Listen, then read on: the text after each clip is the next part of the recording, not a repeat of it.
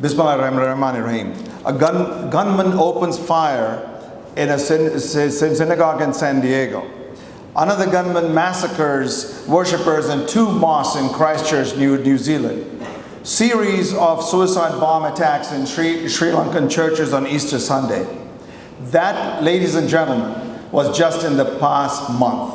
What was 2 months? What was common amongst the victims was they were peaceful worshippers.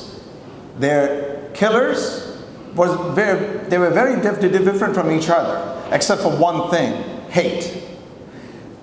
It is now more than ever that we need to get together and face this hate together.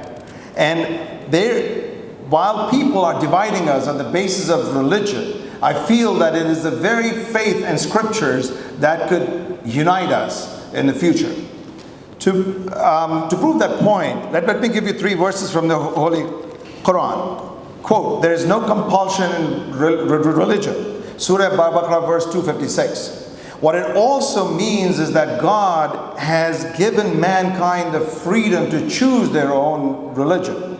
Second, quote, unto every one of you we have given a different law and a way of life. And if God had so willed, He could have made you one single community, unquote. Surah Ma'idah, verse 48. Therefore, the diversity of religions is part of the divine plan. So who are we to oppose this or to hate other religions? Third, as part of that unity, as part of the divine plan is also unity of its followers. Quote, O people of the book, come to common terms that between you and us that we worship none but God. Surah Al Imran verse 64. Yes, unity is the goal, but before we get to that place, we have to sit down and talk about the misconceptions which we have about each other. One of the biggest misconceptions that is out there about Islam is that it's a religion of violence and terror. And this is despite the fact that over 90% of the terrorist attacks that have taken place in the United States have occurred, unfortunately, by non-Muslim white males. You know, the ones that are always, they're never called domestic terrorists, but are called lone wolves or confused individuals or mentally disturbed.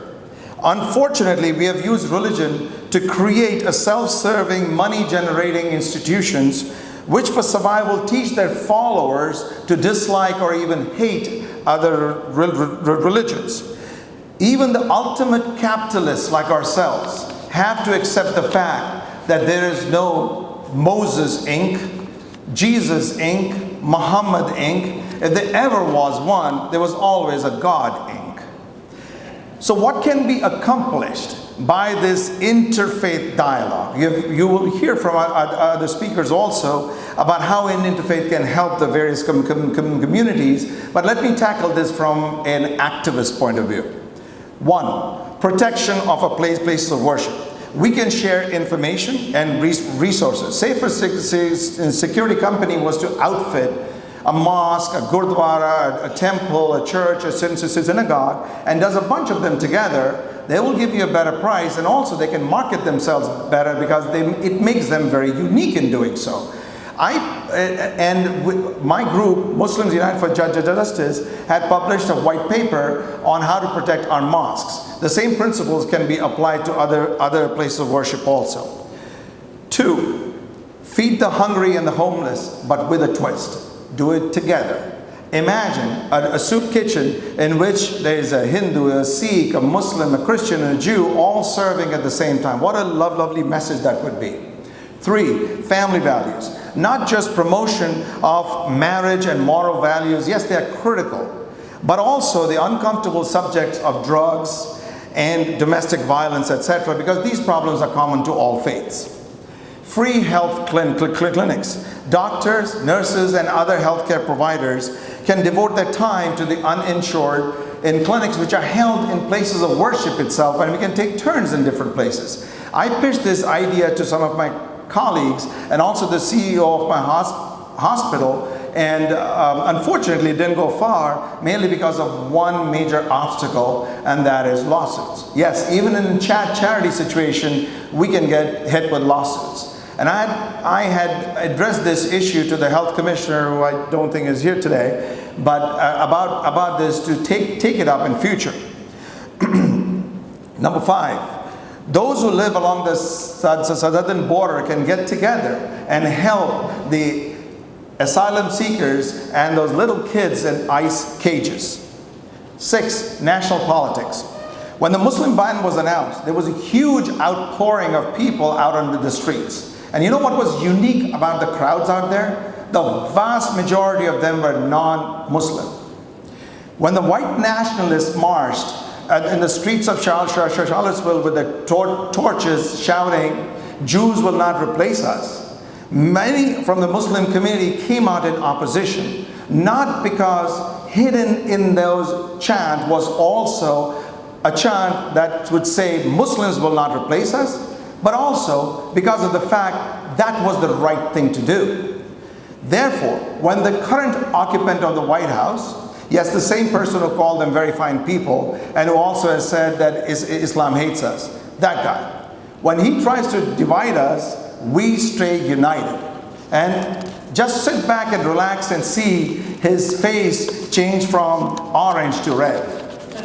7, oppose endless wars. Arms sales are extremely lucrative to our economy, and we are making loads of money selling sophisticated killing machines to the Saudis and the Emiratis to bomb into ruin the poorest country in Middle East, Yemen. 25,000 killed or injured, one child dying every 8 minutes, cholera epidemic affecting 1 million cases. Yes, we are at the center of this devastation. And you know what the pathetic thing about this whole thing is? Well, we are making money on this tragedy.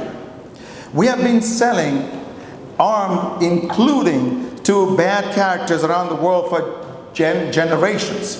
And this keeps going worse.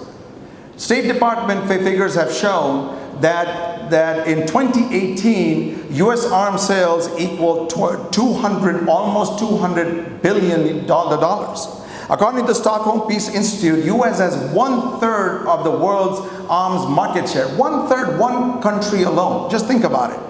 Yes, you know, this is a very sad situation that we are making money at the tragedy of so many.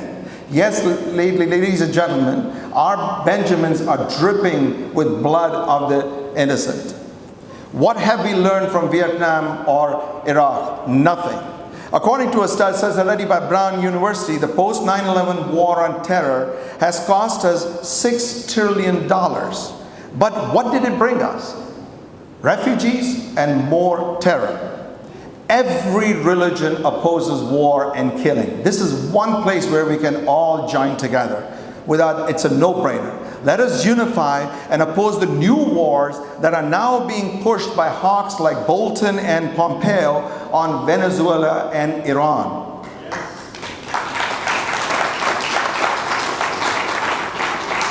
Let us say it loud and clear as a common faith: no more wars.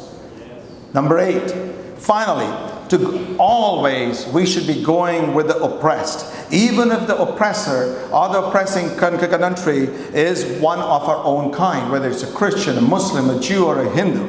And if you have come out of oppression yourself, do not oppress others just because now you can. As the Torah has reminded us time and again, as in Exodus 23:9, do not oppress the stranger, for you were strangers in the land of Egypt. Let me conclude by saying, yes, we may not have everything which our religion wanted us to have, but at least we have each other. When we work together, we bring the world closer.